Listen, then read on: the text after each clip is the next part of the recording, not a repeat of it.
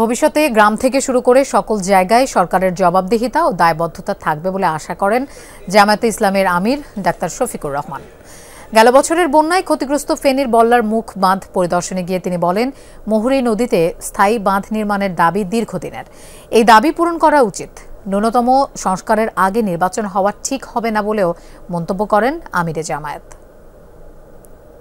এমন সরকার হোক, গ্রাম থেকে শুরু করে পার্লামেন্ট, সব জায়গায় তাদের দায়বদ্ধতা থাকবে, সততা থাকবে, স্বচ্ছতা থাকবে, তাদের হাতগুলো দুর্নীতি থেকে মুক্ত থাকবে এবং জনগণের আমানতের খেয়ানত হবে না। তাহলে দেশের সম্পদ যেখানেই ব্যয় হবে উন্নয়নের জন্য, আত্মরক্ষার জন্য, সেই সম্পদ কাজে লাগবে।